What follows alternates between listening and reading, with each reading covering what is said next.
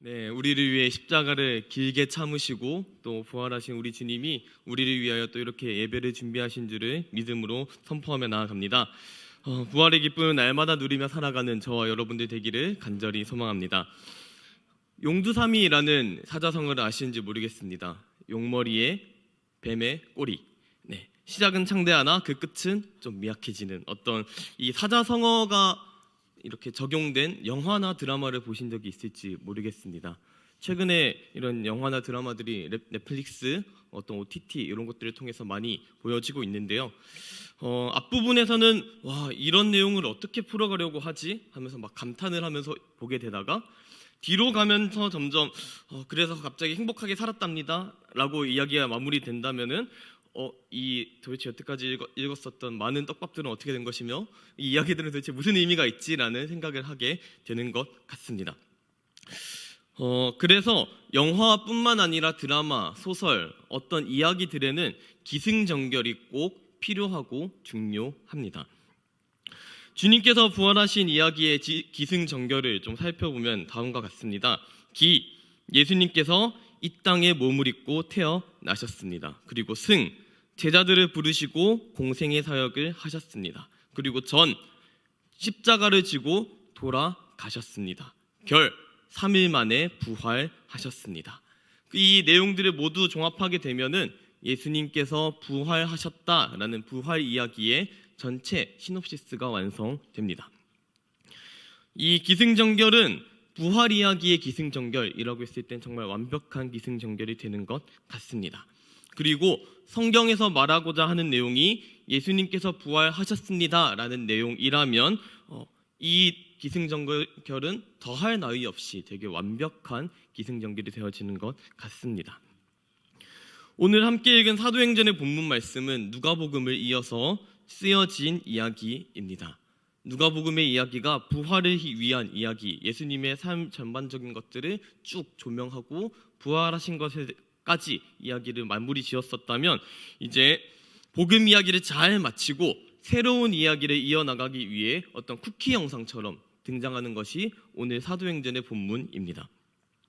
지난 이야기인 누가복음의 마지막 부분을 짧게 재서술을 하게 되고 사도행전의 전체적인 내용들을 구술해 주는 것이 바로 오늘 함께 읽게 된 1장 8절의 내용입니다. 누가복음 24장 46절에서 49절의 내용들을 다시 재서술하고 있는데요. 이 내용들을 같이 한번 살펴보도록 하겠습니다. 누가복음 24장 46절에서 49절의 말씀입니다. 자막은 따로 뜨지 않을 것 같으니까 제가 읽어드리도록 하겠습니다. 또 이르시되 이같이 그리스도가 고난을 받고 제3일에 죽은 자 가운데서 살아날 것과 또 그의 이름으로 죄사함을 받게 하는 회개가 예루살렘에서 시작하여 모든 족속에게 전파될 것이 기록되었으니 너희는 이 모든 일의 증인이라. 볼지어다 내가 내 아버지께서 약속하신 것을 너희에게 보내리니 너희는 위로부터 능력으로 입혀질 때까지 이 성에 머물라 하시니라. 아멘. 오늘 함께 읽었던 사도행전의 내용이랑 아주 유사한 내용들이 기록되어 있음을 알 수 있습니다. 예수님께서는 누가복음의 마지막 말미를 통하여서 3가지 일에 제자들이 증인이 되었다라고 이야기하셨습니다. 첫 번째는 그리스도가 고난을 받은 것에 증인이 되어야 한다라고 이야기를 하셨고, 그리고 두 번째, 죽은 자 가운데서 주님께서 다시 살아나셨음, 부활에 대해서 증인이 되어야 한다라고 이야기를 하고 계십니다. 그리고 세 번째, 그의 이름으로 죄사함을 받게 되는 회개가 모든 족속에게 전파될 것을 증언해야 한다라고 이야기를 하셨습니다. 이 3가지 증언에 대해서 조금 이상하다는 느낌을 받으신다면 정상일 것 같습니다. 왜냐하면 법률 용어 사전에 따르면 증인이라는 사람은 자기가 경험한 것에 대해서 증언하는 사람이어야 합니다. 제3자로서 이 사실을 진술하고 이것이 정말로 일어난 일입니다라는 것을 증언하는 것이 증인의 역할이라는 것입니다. 앞에 2가지는 그래서 경험한 내용들이기 때문에 괜찮습니다. 그리스도가 고난을 받은 것과 죽은 자 가운데서 살아나셨던 부활의 사건은 실제로 경험한 것이 맞기 때문에 증인이 되는 문제가 그렇게 어렵지 않습니다. 그런데 따라 나오는 이 3번째 내용이 좀 문제가 됩니다. 회개가 모든 족속에게 전파될 것, 전파될 것이라고 기록이 되어 있습니다. 아직 일어나지 않은 일에 대해서 증인이 되어라 라고 얘기를 하는 것은 사실상 불가능한 일이라고 볼 수 있을 것 같습니다. 경험하지도 않은 것을 증언하게 되면 그 증인은 위증, 거짓 증언을 한 사람으로 낙인이 찍히게 됩니다. 거짓을 말하라고 성경이 이야기하지는 않겠죠. 그래서 그 때와 시기, 이 증언을 언제 어떻게 할 것인지에 대해서 이야기해 주는 것이 바로 오늘의 본문입니다. 8절 내용을 우리 함께 다 함께 읽도록 하겠습니다. 자막으로 띄워주시면 좋을 것 같습니다. 8절 내용을 다 함께 읽도록 하겠습니다. 오직 성령이 너희에게 임하시면 너희가 권능을 받고 예루살렘과 온 유대와 사마리아와 땅끝까지 이르러 내 증인이 되리라 하시니라. 아멘. 어느 때에 임한다고 말씀하십니까? 성령이 임하시는 때에 라고 기록이 되어 있습니다. 성령이 임하실 때 회개가 모든 족속에게 전파되어질 것이다 라는 것을 오늘 본문 말씀은 회복에 대한 메시지로 다시금 재정리하고 있습니다. 어느 때 임하시느냐? 성령이 임하시는 때입니다. 그렇다면 성령님께서 임하시면 모든 것들이 해결이 되어지는가? 라는 의문이 우리에게 남게 됩니다. 성령님께서 임하시면 끝나는 것이 아니라 성령님께서 임하셨을 때 우리가 권능을 받아야 비로소 주님의 증인이 될 수 있다라고 오늘 1장 8절은 이야기하고 있습니다.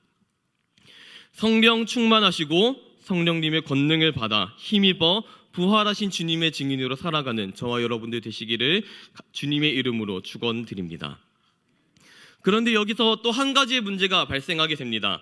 증인이라는 입장에 대해서 우리가 다시금 생각해 볼 필요가 요청됩니다. 법정을 생각하게 될 때 증인의 입장은 생각보다 중요한 입장임을 우리가 알고 있습니다.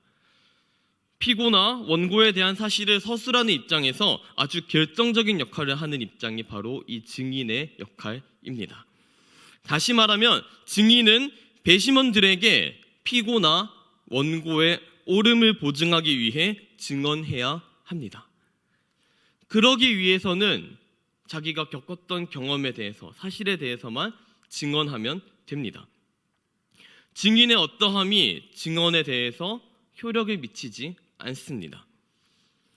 법정에서 도둑질한 사람을 재판하는 현장이 있었다라고 한다면, 그리고 그 어떤 증인이 그 사람에 대해서 증언을 하고 있었다면 이 증인이 동종업계 어떤 같은 도둑의 입장이었든지 경찰관이었든지 증언 자체에는 그 직업에 대한 것이 아니라 사실에 대한 것이 효력을 가지게 된다라는 것입니다.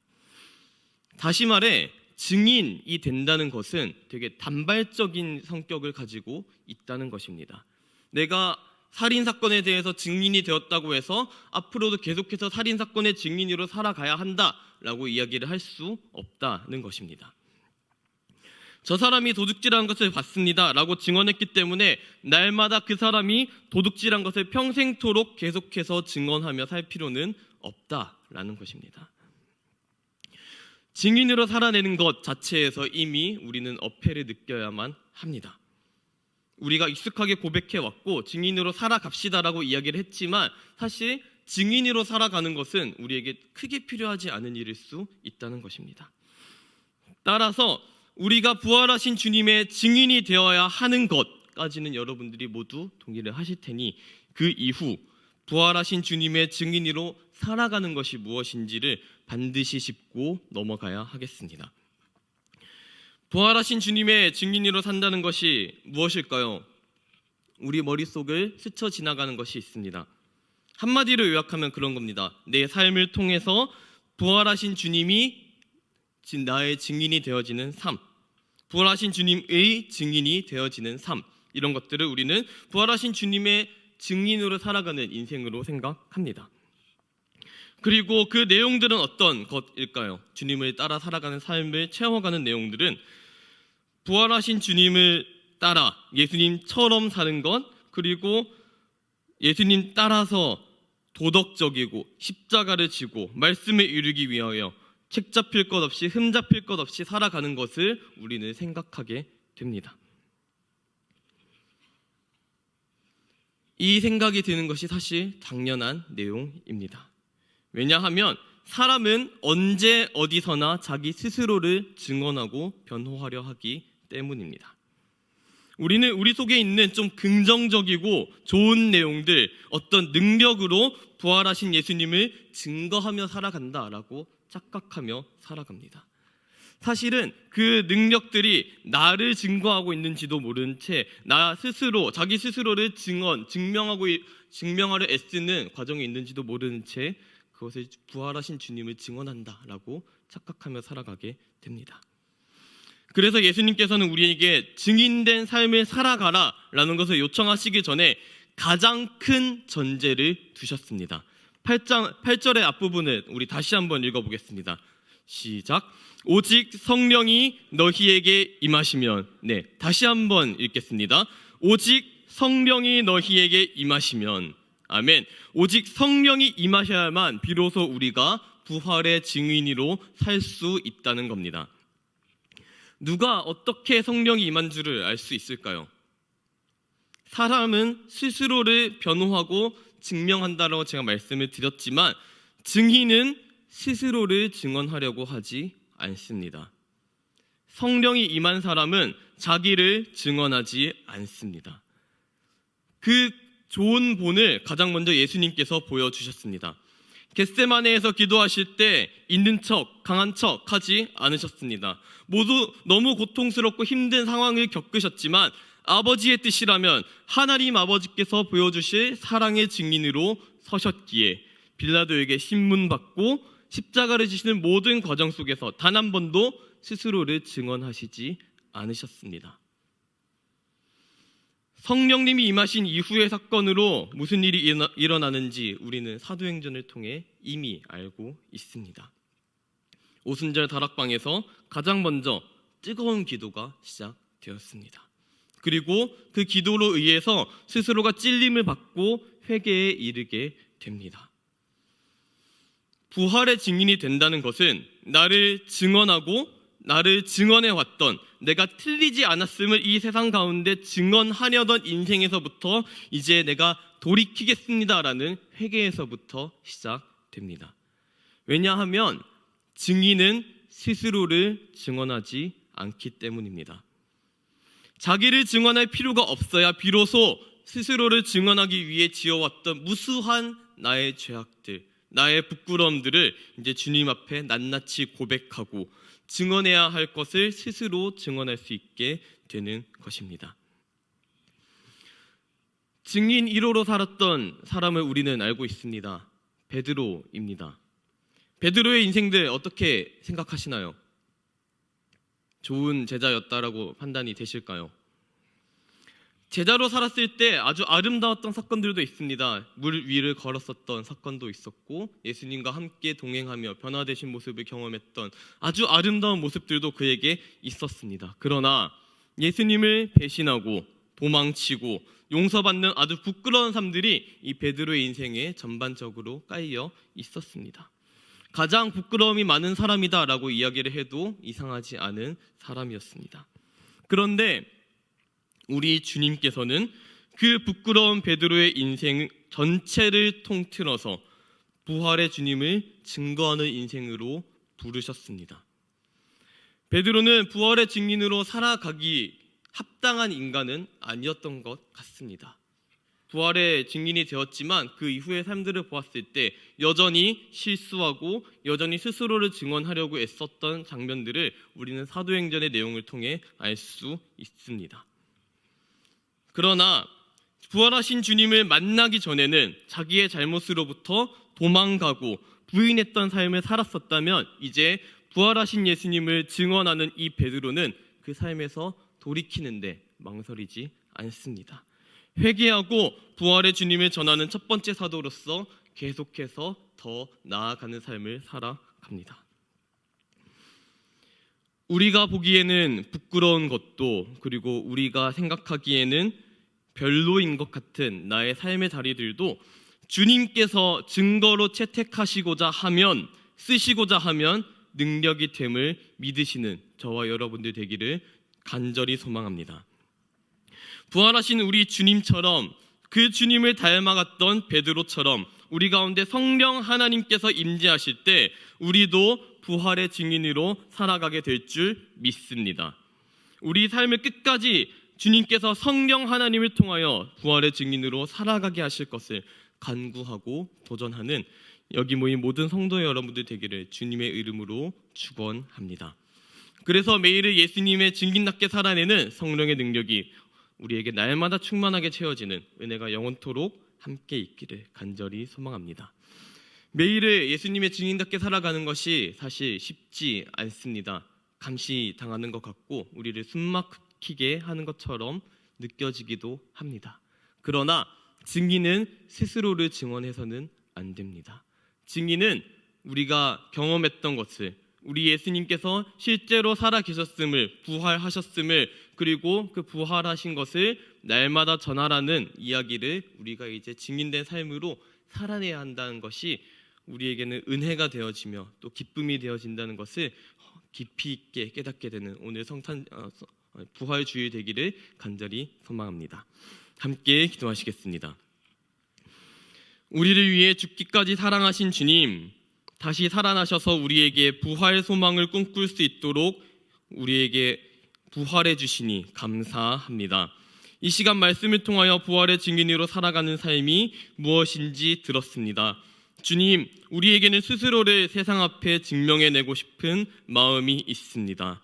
이 마음들과 끊임없이 다투길 원합니다. 세상에 나의 능력, 나의 괜찮음을 드러내는 것이 아니라 나의 부족함, 나의 연약함에도 선한 일을 시작하시는 부활의 주님, 성령의 능력만이 온전히 드러날 수 있도록 우리에게 충분한 기도의 분량을 먼저 허락하여 주시옵소서. 매일을 증인으로 살아낸다는 것이 숨막히고 버겁게 느껴지기도 함을 주님께서 아십니다. 그런 순간이 다가올 때마다 부활하신 주님의 못자국을 만짐이 우리에게 능력이 되게 하여 주시옵고, 뚫린 손을 통해 흘러오는 보혈의 은혜가 우리를 충만하게 채워주셔서 내 인생에서도 못자국 같은 부끄럽고 보잘것없는 것을 통하여도 얼마든지 일하시고 날마다 믿음과 구원의 역사를 더해가는 하나님을 경험하는 믿음의 눈을 허락하여 주시옵소서. 우리 살아가는 모든 시간과 공간과 상황 속에서 응답하시고 역사하시는 하나님을 경험하고 증거하는 여기 모인 모든 성도들 되기를 간절히 소망하며, 이 모든 말씀 살아계신 그리고 지금도 역사하시는 우리 주 예수 그리스도의 이름으로 간절히 기도드립니다. 아멘.